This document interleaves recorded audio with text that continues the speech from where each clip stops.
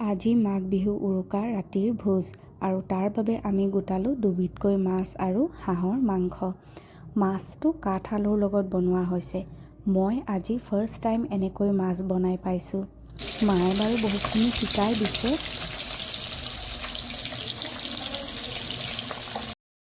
ঘৰুৱা মছলা যেনে আদা নহৰু দি সহজভাৱে বনালোঁ।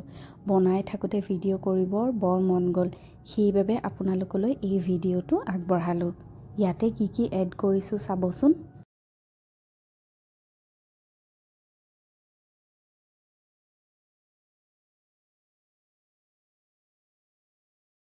প্ৰথমখিনি কেনেদৰে পিঁয়াজখিনি ভাজিলোঁ, কেনেকৈ আদা নহৰু পেষ্টটো দিলোঁ, সেইখিনি চাগে আপোনালোকে দেখিয়ে চিনি পাইছে।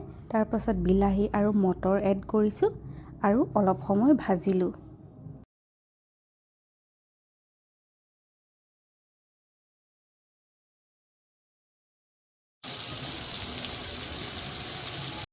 বইল কৰা কাঠআলুখিনি তাত এড কৰিলোঁ আৰু ইয়াৰ ৰংটো ইমান ধুনীয়া আহিছে চাওকচোন।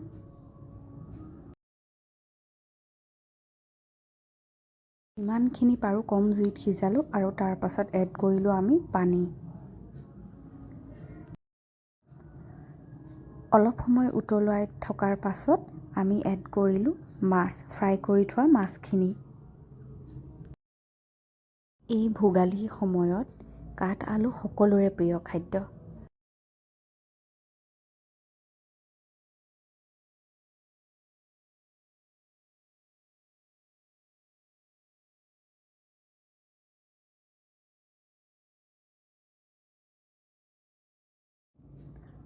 মাছখিনি এড কৰাৰ পাছত অলপ সময় লৰাই তাক উতলিবলৈ দিলোঁ। যিমান বেছি কম জুইত সিজাব সিমান খাবলৈ টেষ্টি হয়।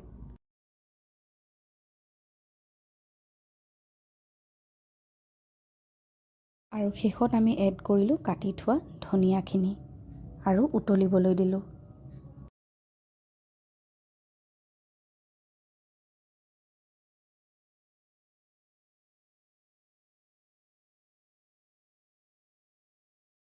ৰংটো কিন্তু বৰ ধুনীয়া আহিছে আৰু খাবলৈও সোৱাদ হৈছে।